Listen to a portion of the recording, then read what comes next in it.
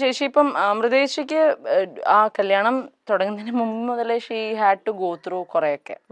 അത് കല്യാണം കഴിഞ്ഞ് ഇമ്മീഡിയറ്റ്ലി അപ്പം മുതല് ഒരു പ്രശ്നങ്ങൾ പയ്യാണ് തുടങ്ങാന്ന് നമ്മൾ ജനറലി പറഞ്ഞൊക്കെ കേട്ടിട്ടുണ്ടല്ലോ കല്യാണത്തിൽ. പക്ഷെ അങ്ങനെയായിരുന്നു ചേച്ചിക്ക് തുടക്കം മുതലേ. ചേച്ചി ഭയങ്കര അട്രോസിറ്റീസിലൂടെയാണ് ഭയങ്കര പീഡനങ്ങളിലൂടെയാണ് പുള്ളിക്കാരി കടന്നുകൊണ്ടുപോയത്. പക്ഷെ പുള്ളിക്കാരി എടുത്തൊരു ഡെസിഷൻ ആയതുകൊണ്ട് ആള് മാക്സിമം അത് ഡ്രാഗ് ചെയ്ത് അവിടെ. കാരണം ഞങ്ങളെ വീട്ടില് ഞങ്ങൾ അത്ര, ഞാൻ പറഞ്ഞല്ലോ, ഞങ്ങൾ ആശ്രമത്തിലൊക്കെ പോകുന്ന ആൾക്കാരായിരുന്നു. ഈ ഇപ്പൊ കാണുന്ന ഞങ്ങളുടെ പെർസോണ അല്ല നേരത്തെ അമൃത വിദ്യാലയത്തിൽ പഠിക്കുന്ന 2 കുട്ടികൾ. ഇപ്പം ഞങ്ങൾക്ക് ഇങ്ങനെ, കാരണം ഞങ്ങൾ ചൂസ് ചെയ്ത പ്രൊഫഷൻ ഇതാണ്. ഞങ്ങൾക്ക് പഴയ പോലെ ചന്ദനം ഒന്നിട്ട് നടക്കാൻ പറ്റത്തില്ല. അപ്പൊ അങ്ങനെയൊക്കെ ഉള്ളതുകൊണ്ട് ഞങ്ങളുടെ ലുക്കും ഫീലും അതനുസരിച്ച് മാറ്റേണ്ടതായി വന്നു. പക്ഷെ ആ സമയത്ത് എന്ന് പറഞ്ഞാൽ ആശ്രമത്തിൽ ഫ്ലൂട്ട് വായിക്കുന്ന, ആശ്രമത്തിൽ എല്ലാം എൻ്റെ അച്ഛൻ്റെയും അമ്മയുടെയും ഫാമിലി ഫുള്ള് അമൃതപുരി റിവോൾഡ് ആയിരുന്നു. അപ്പൊ അങ്ങനത്തെ ഒരു ഫാമിലിയിൽ ഒരാളുടെ ഫസ്റ്റ് ബോൾഡ് ഡെസിഷൻ ആയിരുന്നു. അതിൽ ചേച്ചി അനുഭവിച്ചതിനൊക്കെ കഴിഞ്ഞൊരു 6 മാസത്തിനിടയിലൊക്കെയാണ് നമുക്ക് ഒരിക്കലും സ്വപ്നം പോലും കാണാൻ പറ്റാത്ത രീതിയിലുള്ള അവർ അനുഭവിച്ചിട്ടുള്ള കാര്യങ്ങൾ എൻ്റെ അടുത്ത് പറയണത്. അതും എൻ്റെ അടുത്തേ പറഞ്ഞിട്ടുള്ളൂ, അമ്മയുടെ അടുത്തൊന്നും പറഞ്ഞിട്ടില്ല ഇപ്പോഴും. മനസ്സിലായി? അപ്പൊ ആ ഒരു ഡിസിഷൻ ആയതുകൊണ്ടാണ് അത് ഒരുപാട് ഡ്രാഗ് ചെയ്തത്. പക്ഷെ അതാണ് എനിക്ക് എല്ലാവരോടും പറയാനുള്ളത്. നമുക്കൊരു സ്ഥലത്ത് പറ്റുന്നില്ല എന്ന് കണ്ട ആ സമയത്ത് ചിലപ്പോൾ എല്ലാവരും നമ്മുടെ അഗേൻസ്റ്റ് നിൽക്കുമായിരിക്കും. പക്ഷെ നമുക്ക് നമ്മുടെ കയ്യിൽ നിന്ന് കാര്യങ്ങൾ പോകുന്നതിന് മുമ്പ് അവിടെ നിന്ന് വിടുക. അല്ലാന്നുണ്ടെങ്കിൽ ഒരുപാട് കഴിയുമ്പോൾ നമുക്കത് ആർക്കും പറഞ്ഞ് കൺവിൻസ് ചെയ്യാൻ പറ്റില്ല, കേൾക്കേണ്ടി വരും. That's all. So what you said is like pretty right. അമൃതേച്ചിക്ക് ആ ഒരു ഇതുണ്ടായിരുന്നു. പക്ഷെ പിന്നെ ഞങ്ങളുടെ അച്ഛനും അമ്മയും ഭയങ്കര പാവ ആൾക്കാരായിരുന്നു. അപ്പം അവർ പറയും കുഴപ്പമില്ല, ഞങ്ങൾക്കറിയാലോ ഞങ്ങളുടെ മോൾക്ക് ഇങ്ങനെ തെറ്റ് പറ്റാനുള്ള, ഞങ്ങൾ എങ്ങനെ വളർത്തിയോണ്ടായി. ഇപ്പൊ നിന്നെ ഞങ്ങൾ വേറെ കുറച്ചൊരു ബോൾഡൊക്കെ ആക്കി വളർത്തിയായിരുന്നു, നിനക്കിതൊന്നും പറ്റില്ലായിരുന്നു. നിന്നീ ഒരു പാവമായി പോയതുകൊണ്ടാണ് നിനക്കത് അനുഭവിക്കേണ്ട വന്നേന്നുള്ളത് പറയുന്നതാണ് ചേച്ചിയുടെ strength. So we are lucky that way. അല്ലെങ്കിലും അന്നത്തെ ഒരു ഏജില് അമൃതയ്ക്കും എത്ര മെച്യൂരിറ്റി ഉണ്ട്, വളരെ യങ് അല്ലേ. അപ്പോഴും നമ്മൾ ലൈഫിനെ എപ്പോഴും പോസിറ്റീവായിട്ടേ കാണൂ. ആരും നമുക്ക് ചീത്ത വരും എന്ന് എത്ര പാരന്റ്സ് കുറേം കൂടെ എക്സ്പീരിയൻസ് വെച്ചിട്ടും അവരുടെ ഒരു മെച്യൂരിറ്റി ലെവലിൽ അവർ പറഞ്ഞാലും ആ ഒരു ഏജിൽ ഒരു ലേഡി ഒരിക്കലും എന്റെ ലൈഫിൽ ദേ ഇങ്ങനെ വരാൻ പോണൂന്ന് വിചാരിക്കുന്നതേ ഇല്ല. എനിക്ക് നല്ലതായിരിക്കും വരുന്നത്, ഒരു ട്രൂ ലവ് ആണ്, എന്റെ ലൈഫ് നല്ല രീതിയിൽ ടേക്ക് ഓഫ് ചെയ്യും ഇതാണെന്ന് വിചാരിക്കും. അങ്ങനെ വിചാരിച്ചിട്ട് അതിലേക്ക് സ്റ്റെപ്പ് ഓൺ ചെയ്യാണ്. പക്ഷേ അതവിടെ നിന്ന് തെറ്റിപ്പോയി. അങ്ങനെ പറഞ്ഞ പോട്ട് എന്റെ സ്റ്റോറിയിലെ വില്ലൻ ചിലപ്പോ മറ്റൊരാൾക്ക് വില്ലൻ ആയിരിക്കണം എന്നില്ല കേട്ടോ. അവര് തമ്മിൽ ചേരായിരുന്നോണ്ടാണ് അവരത് വർക്ക് ആവുന്നത്. മേ ബി പുള്ളിയാണെങ്കിലും അയാള് നല്ലതാണെന്ന് തോന്നുന്ന വേറെ ആൾക്കാർ ഉണ്ടാവുമായിരിക്കാം. അതിനകത്ത് നമുക്കൊരു തെറ്റും പറയുന്നില്ല. ആള് ചെയ്യുന്ന നല്ലതൊക്കെ നല്ലതാന്ന് തന്നെ അപ്പോഴും പറയുന്നുള്ളൂ. പക്ഷെ എന്റെ ചേച്ചി സഫർ ചെയ്തത് അത് കേൾക്കുമ്പോ എനിക്ക് ഹീസ് എ വില്ലൻ ഓൺലി. അത് എനിക്കിപ്പോ എവിടെ ഇരുന്നോ ഞാൻ പറയും. I don't care. ചിലത് നമ്മൾ ചേരില്ല, എന്നാ അതിലെ ഒന്ന് വേറെ ആൾക്കാരായിട്ട് അത് ചേരുവായിരിക്കാം. നമുക്കൊന്നും ചെയ്യാൻ പറ്റുന്ന കാര്യങ്ങളല്ല. അപ്പൊ അതിനകത്തൊക്കെ ഈ പറഞ്ഞ പോലെ നമ്മളൊന്ന് സക്സസ്ഫുൾ ആയ സ്ട്രോങ് ആയി ഒന്ന് ജീവിച്ച് കാണിച്ചിട്ട് നമ്മൾ എന്തെങ്കിലും പറഞ്ഞാൽ അത് കേൾക്കാൻ ആൾക്കാരുണ്ടാവും. അല്ലെങ്കിൽ നമ്മളിവിടെ കിടന്ന് വെറുതെ വിക്ടിം കാർഡ് കളിക്കണോ, പെണ്ണിന്റെ ഇത് പറയണോ, ചുമ്മാ അതാ. കാരണം വേറെ കുറെ കഥകൾ നമുക്ക് അറിയാവുന്നതാണ്, where women are villain. So നമ്മുടെ നാടാണെങ്കിലും കുറച്ചുകൂടെ ആണുങ്ങൾക്കൊരു ഇതുള്ളതാണ്. അപ്പൊ ഇതൊക്കെ നമുക്കൊന്നും ചെയ്യാൻ പറ്റുന്ന കാര്യങ്ങളല്ല. പോട്ടെ, സമയം വരും. കീപ്പിംഗ് ക്വയറ്റ് അറ്റ് ടൈംസ് അത് ഭയങ്കര ഹെൽപ്ഫുൾ ആയിരിക്കും. പക്ഷെ എന്റെ ചേച്ചി മിണ്ടായിരുന്ന പോലെ പറ്റില്ല. അതെ, പറ്റില്ല. അത് ആരും ഒരുപാട് വർഷത്തേക്കൊന്നും മിണ്ടായിരിക്കരുത്. ഒരു 10-20 മിനിറ്റ് ഒക്കെ മിണ്ടായിരിക്കും, എന്നിട്ട് മിണ്ടണം. പറയാൻ കേൾക്കാനുള്ളത് എന്താന്ന് വെച്ചാൽ കൊടുത്തോളൂ. അമൃതയുടെയും നിങ്ങളുടെ ആ ഒരു റിയാലിറ്റി ഷോയിൽ വന്ന സമയത്ത്, അല്ലെങ്കിൽ അന്നത്തെ ആ ഒരു ഇതിലൊക്കെ ലൈഫ് മാറ്റിയതാണ് സുരേഷ് ചേട്ടൻ നിങ്ങളുടെ ലൈഫിലേക്ക് എൻ്റർ ചെയ്തപ്പോഴും. ആ ഒരു റിലേഷനെ കുറിച്ചും കൂടെ ഒന്ന് പറയൂ അഭി. ഇപ്പോ എങ്ങനെയാണ് നിങ്ങൾ എല്ലാവരും തമ്മിലുള്ള റിലേഷൻ? ആ ഒരു ഇത് പറയാനാണെങ്കിൽ ഇപ്പൊ സുരേഷ് അങ്കിളായിട്ടുള്ള നമ്മുടെ ഇതുവരെയും ഭയങ്കരമായിട്ട് സൈബർ ബുള്ളീഡ് ആയിട്ടുള്ള, അഗൈൻ ഈ പറഞ്ഞ പോലെ ഒരു 10 കമന്റുകളിൽ ഈ ഒരു സാധനം വരുമ്പോഴാണ് പയ്യെ ആൾക്കാർ ഇത് അങ്ങനെ ആയിരുന്നല്ലോ എന്ന് പറഞ്ഞ് ബാക്കി കമന്റ് ചെയ്യുക. അപ്പൊ സുരേഷ് അങ്കിളുടെ സീൻ എങ്ങനെയായിരുന്നു വെച്ചാൽ, സ്റ്റാർസിംഗിൾ ചേച്ചിയുടെ ഫസ്റ്റ് റൗണ്ടിൽ തന്നെ മൗനമേ എന്ന് പറയുന്ന പാട്ട് പാടിയ റൗണ്ടിൽ ചേച്ചി ഒരു പട്ടുപാടയും ബ്ലൗസ് ആയിരുന്നു. അപ്പൊ ചേച്ചി പാട്ടിനും പെർഫോമൻസിനും നമ്മളിട്ടിരിക്കുന്ന കോസ്റ്റ്യൂമിനും ഒക്കെ ആയിരുന്നു മാർക്ക്. ചേച്ചിയുടെ കോസ്റ്റ്യൂമിന് മാർക്ക് കുറഞ്ഞു, പെർഫോമൻസിന് ഫുള്ള് കിട്ടി. അന്നാണ് സുരേഷ് അങ്കിൾ ഏഷ്യനെറ്റിൽ വിളിച്ചിട്ട് പറയുന്നത്, ഇനി അമൃതയ്ക്ക് കോസ്റ്റ്യൂമിന്റെ കേസിൽ ഒരു പ്രശ്നം ഉണ്ടാവരുത്. ഇതാണ് അന്നുള്ള ബന്ധം. ഇന്നും രാധികാന്റിയായിട്ടും സുരേഷ് അങ്കിളായിട്ടും മക്കളായിട്ടും ഒക്കെ ഞങ്ങൾ ഇപ്പോഴും ദേ ലൈക്ക് ഫാമിലി. പറഞ്ഞ കൂട്ട് ചേച്ചി പറഞ്ഞ പോലെ ഒരു എക്സ്റ്റേണൽ സപ്പോർട്ട് ഒരു ഫാമിലിയുടെ ഭാഗത്ത് ഉണ്ടായിട്ടുണ്ടെങ്കിൽ ആ സുരേഷ് അങ്കിളുടെ ഫാമിലി എന്നാണ്. എൻറ്റയർ സ്റ്റാർ സിംഗറിലൂടെയാണ് അമൃത ആദ്യത്തെ ചുവടുവയ്പ് നടത്തുന്നത്. ആ സമയം തൊട്ട് തന്നെ നമുക്ക് അഭിരാമി സുരേഷിനെയും അറിയാം, അമൃതയുടെ സഹോദരിയായ അഭിരാമി സുരേഷിനെയും. ബാലയുമായുള്ള വിവാഹമൊക്കെ വലിയ രീതിയിൽ ആഘോഷിക്കപ്പെട്ടിരുന്നു. ബാല അമൃത ജോഡികൾ കുറേ നാൾ ഇന്റർവ്യൂസിലും പിന്നീട് ഇവരുടെ മകൾ പാപ്പു എത്തിയപ്പോൾ ആ കുഞ്ഞും ഇന്റർവ്യൂസിലും ഷോകളിലും അങ്ങനെയെല്ലാം നിറഞ്ഞു നിന്നിരുന്നു. പിന്നീട് വർഷങ്ങൾക്ക് ശേഷം നമ്മൾ അറിയുന്നത് അമൃതയും ബാലയും വേർപിരിയുന്നു എന്ന വാർത്തയാണ്. അന്ന് തുടങ്ങിയൊരു സൈബർ അറ്റാക്ക് നേരിടാൻ തുടങ്ങിയതാണ് അമൃത സുരേഷും ആ കുടുംബവും. മകളെ കാണിക്കുന്നില്ല, മകളെ മറച്ചു വെക്കുന്നു, മകളെ അച്ഛന് കൊടുക്കുന്നില്ല, അമൃത സുരേഷ് സ്വർണങ്ങളും സ്വത്തും പാപ്പുവിന് ബാല 70 കോടിയോളം രൂപ കൊടുത്തു, ഇതെല്ലാം വച്ച് ജീവിതം ആഘോഷിക്കുകയാണ് തുടങ്ങിയ നിരവധി വിമർശനങ്ങൾ. അമൃതയുടെയും അഭിരാമിയുടെയും ഒക്കെ പോസ്റ്റിന് കീഴിലൊക്കെ നോക്കിയാൽ എന്നും വിമർശനങ്ങൾ മാത്രമേ നമുക്ക് കാണാൻ പറ്റുമായിരുന്നുള്ളൂ. ഒരു വട്ടം എൻ്റെ അമ്മയൊക്കെ പറയും, ഒരു വട്ടം കള്ളനെ പിടിച്ചു കഴിഞ്ഞാൽ പിന്നെ എന്നും നീ കള്ളനാണ്. ആ കള്ളൻ എന്നുള്ള പേരൊരിക്കൽ വന്നു കഴിഞ്ഞാൽ പിന്നെ എത്ര നല്ല രീതിയിൽ ജീവിച്ചാലും അവൻ കള്ളനാന്നുള്ള പേര് വന്നോണ്ടേയിരിക്കും. അത് കട്ടോന്ന് മാറ്റർ അല്ല, ആ കട്ടിട്ടുണ്ടെങ്കിൽ കക്കാനുള്ള റീസൺ മാറ്റർ അല്ല, ഇതൊന്നും മാറ്റർ അല്ല. ആ പേര് വീണോ യു ആർ ഡൺ. എസ്പെഷ്യലി കള്ളൻ എന്നുള്ളതിന്റെ നമുക്ക് അതിന്റെ ഒരു ജെൻഡറും കൂടെ മാറ്റിയ കള്ളിയാണെങ്കിൽ യു ആർ ഡൺ.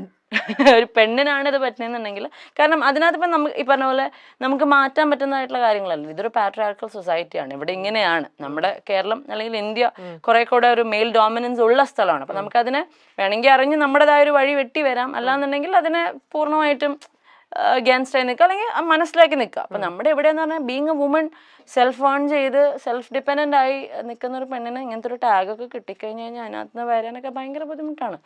അതിനുവേണ്ടി അത്രയൊന്നും നമുക്ക് എഫേർട്ട് എടുക്കാൻ പറ്റില്ല, ബിക്കോസ് നമ്മുടെ ലൈഫ് വെച്ചിട്ട് നമ്മൾ കളിക്കേണ്ടി വരും. അത് വെരി ട്രൂ.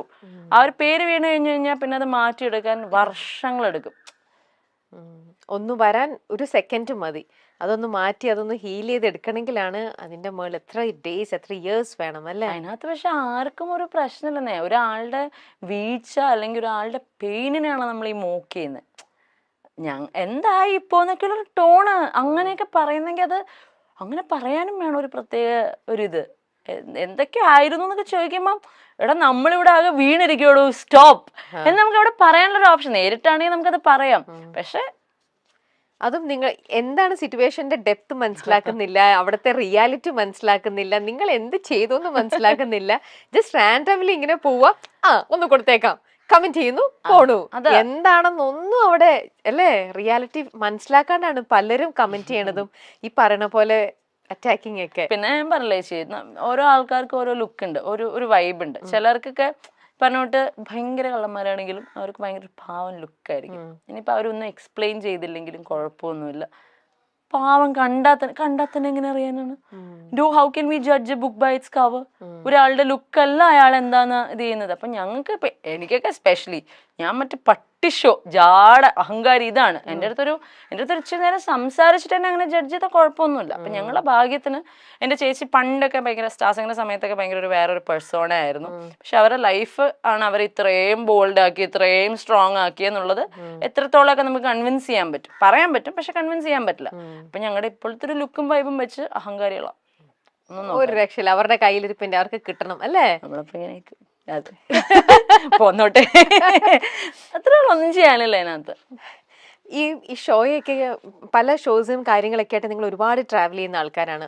ഇത്തരത്തിലുള്ള ഇഷ്യൂസും ഈ നമ്മുടെ നാട്ടുകാരുടെയും ഇവിടെയുള്ള ആൾക്കാരുടെ ആറ്റിറ്റ്യൂഡും ബഹളവും ഒക്കെ കാണുമ്പം നിങ്ങൾക്ക് എപ്പോഴെങ്കിലും തോന്നിയിട്ടുണ്ടാവില്ലേ നമുക്ക് ഈ നാട്ടിൽ നിന്ന് തന്നെ പോയേക്കാം? ചില നാട്ടിൽ പുറത്തേക്കൊക്കെ നിങ്ങൾ അവിടുത്തെ കൾച്ചറും രീതികളൊക്കെ കാണുമ്പോൾ നമുക്ക് ഇവിടെ എങ്ങനെയെങ്കിലും ഒന്ന് സെറ്റിൽ ഡൗൺ ആയാലോ? എല്ലാ ആഴ്ച എൻ്റെ അമ്മയ്ക്ക് തോന്നാറുണ്ട്. എല്ലാ ആഴ്ച ഏകദേശം ഒരു മൺഡേ തുടങ്ങി സൺഡേ ഒക്കെ ആകുമ്പോഴത്തേക്ക്, അതായത് ഇപ്പൊ ഇന്നിപ്പോ നമ്മുടെ ഷൂട്ട് നടക്കുന്ന ഒരു മൺഡേ ആണ്. ഇന്നിപ്പം അമ്മ ഇന്നലത്തെ ഡോസ് ഒക്കെ കഴിഞ്ഞ് ഇന്നൊന്ന് അതെ ഇതായിട്ടുണ്ട്, റീജനറേഷണൽ മോഡലാണ്. സൺഡേ ആകുമ്പോഴത്തേക്ക് പറയാം നമുക്കൊന്ന് ഇവിടെ നിന്ന് പോയാലോ. കാരണം സൺഡേ ആണല്ലോ ഈ സോഷ്യൽ മീഡിയ, വീക്കെൻഡിലാണ് ഇതൊക്കെ ആക്റ്റീവ് ആവുക, അപ്പോഴാണ് കമന്റ്സ് ഒക്കെ ഭയങ്കരമായിട്ട് കൂടുക. അത് കഴിഞ്ഞിട്ട് നമുക്കൊന്ന് പോയാലോ എന്ന് എപ്പോഴും പറയാറുണ്ട്. പക്ഷെ ഈ പറഞ്ഞോട്ട് നമ്മുടെ ഉള്ളിൽ ഇപ്പൊ ഒരു വാശിയായി ചേച്ചി. ഞാൻ ജനിച്ച എൻ്റെ മണ്ണില് ഞാനൊന്നും ചെയ്യാതെ ആരുടെയൊക്കെയോ വാശി തീർക്കാൻ വേണ്ടി ബലിയാടായിട്ട് എനിക്ക് ഇവിടെ തന്നെ പ്രൂവ് ചെയ്യണം. ഞാൻ വേറെ എവിടെയെങ്കിലും പോയിട്ട് എനിക്ക് അവിടെ സക്സസ്ഫുൾ ആവുന്നതിനകത്ത് എന്താ കാര്യമുള്ളത്? ഓക്കെ, അവിടെ ഞാൻ പോവാം, പക്ഷെ എനിക്ക് ഇവിടെ നിന്ന് പോകണം. ഇവിടെ എന്റെ പേരുണ്ടാക്കി ഇവിടെ എനിക്ക് ഫൈറ്റ് ചെയ്ത് ഇവിടെ തന്നെ നമ്മുടെ കാര്യം ക്ലിയർ ചെയ്തിട്ട് നമുക്ക് വേണേ പോവാം. ഞാൻ എന്താന്ന് എല്ലാവരും ഇവിടുത്തെ ആൾക്കാർ ആദ്യം നമ്മുടെ നാട്ടിൽ വിലയില്ലാതെ പിന്നെ പുറത്ത് എവിടെ പോയി നിന്നിട്ട് എന്താ കാര്യം? We love our place. ഞങ്ങളുടെ നാട് ഞങ്ങൾക്ക് അത്രയ്ക്ക് ഇഷ്ടമാണ്. ഇവിടെ വന്നിരിക്കുന്ന ആൾക്കാരെ തെറ്റിദ്ധാരണയാണ്, അത് ക്ലാരിഫൈഡ് ആവും. എന്നിട്ട് പുറത്ത് എവിടെയാന്ന് വെച്ചാൽ പോയി സെറ്റിൽ. അപ്പൊ ഇതന്നെ അമ്മയടുത്തും പറയാറുള്ളൂ, അമ്മ ഇതിലെന്താ കാര്യം? അവിടെ പോയി കഴിഞ്ഞാൽ നമുക്ക് നാട് മിസ് ചെയ്യും, നമ്മുടെ സ്ഥലം മിസ് ചെയ്യും, നമുക്ക് സമയം വരും, അങ്ങനെ തന്നെ പറയും. അല്ല പിന്നെ പറഞ്ഞു പറഞ്ഞ മാനിഫെസ്റ്റഡ് ആവുമായിരിക്കും അത്. രണ്ടാമത് ബാല എലിസബത്ത് എന്ന ഡോക്ടറിനെ വിവാഹം ചെയ്തു. അത് നിയമപരമായിട്ടുള്ള വിവാഹമല്ലായിരുന്നു. എന്നാൽ പിന്നീട് ആ ബന്ധവും ഉലഞ്ഞു. കരൾ ശസ്ത്രക്രിയയ്ക്ക് വന്ന സമയത്ത് ഒപ്പം നിന്നെങ്കിലും എലിസബത്ത് ബാലയിൽ നിന്ന് പൂർണ്ണമായും അകന്നു പോകുന്ന ഒരു കാഴ്ചയാണ് നമ്മൾ കണ്ടത്. പിന്നീട് ഇവർ വേർപിരിഞ്ഞു. ഇപ്പോൾ ബാല 4ാമതും വിവാഹം ചെയ്തു. ബാല ആദ്യമേ ചന്ദന എന്നൊരു പെൺകുട്ടിയെ സ്നേഹിച്ച് വിവാഹം ചെയ്തിരുന്നു എന്ന് അമൃത സുരേഷാണ് വെളിപ്പെടുത്തിയത്. അതുവരെയും ബാലയെ പറ്റി എല്ലാവർക്കും നല്ല ഇമേജ് ആയിരുന്നു. ബാല പല കണ്ടന്റുകളും ഫേക്കായി അമൃതയ്ക്കും കുടുംബത്തിനും എതിരെ ഉപയോഗിച്ചതായും പുറത്തു വന്നിരുന്നു.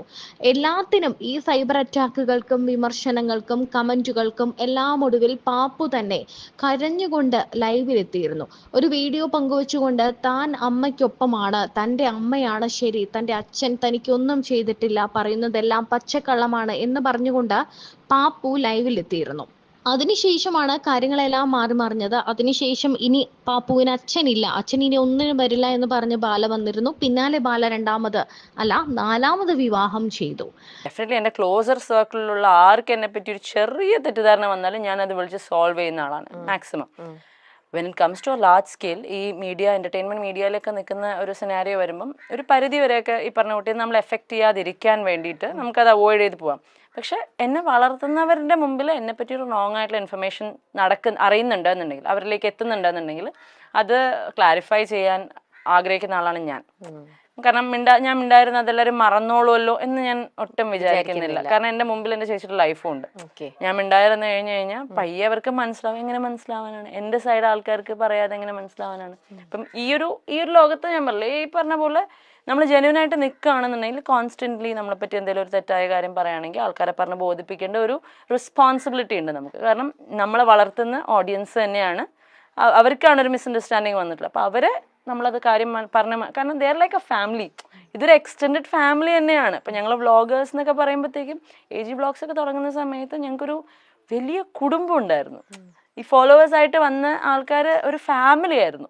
അപ്പം അത് ഞങ്ങൾക്ക് ബിഗ് ബോസിലൊക്കെ പോയി കഴിഞ്ഞപ്പോഴത്തേക്കും ഇടയ്ക്കൊരു വലിയ ബ്രേക്ക് ഒക്കെ വന്ന് നിന്ന് പോയി. പക്ഷെ എന്നാലും ഇന്നും ഞങ്ങൾക്ക് ഒരുപാട് ഫോളോവേഴ്സിൻ്റെ പേരും മുഖമൊക്കെ ഓർമ്മയുണ്ട്. ഞങ്ങൾ ഇന്നും ടച്ചിലല്ല എന്നുണ്ടെങ്കിലും. അപ്പം നമ്മുടെ വീട്ടിൽ നമ്മളെ പറ്റി ഒരു തെറ്റായ കാര്യം എത്തിക്കഴിഞ്ഞാൽ നമ്മളവിടെ ക്ലാരിഫൈ ചെയ്യുന്നുണ്ടെങ്കിൽ അതേ എക്സ്റ്റെൻഡഡ് ഫാമിലിയാണ് ഈ ഓഡിയൻസും. അവരുടെ അടുത്തും ഒരു പരിധി വരെയൊക്കെ നമ്മൾ ക്ലാരിഫൈ ഉണ്ടെന്ന് ഞാൻ വിശ്വസിക്കുന്നുണ്ട്. പക്ഷെ മറ്റേ ആറ്റിറ്റ്യൂഡും കുഴപ്പമൊന്നുമില്ല. I don't care, it's part of the game എന്ന് പറഞ്ഞ് പോകുന്നതിനും ഒരു തെറ്റുമില്ല. പക്ഷെ ഞാൻ എൻ്റെ ഒരു സിനാരിയോ വരികയാണെങ്കിൽ എന്നെപ്പറ്റി ആരെന്ത് പറഞ്ഞാലും ഞാൻ അപ്പം ഒന്നിരിക്കും. ചിലപ്പോൾ അതിൻ്റെ ട്രോമ ആയിരിക്കാം ചേച്ചിയുടെ കേസിൽ, പക്ഷെ ഐ വിൽ ക്ലാരിഫൈ. ഒന്നും പിന്നത്തേക്കില്ല, എല്ലാം അപ്പ തന്നെ. ശരിയല്ല, ഉറക്കുമ്പോൾ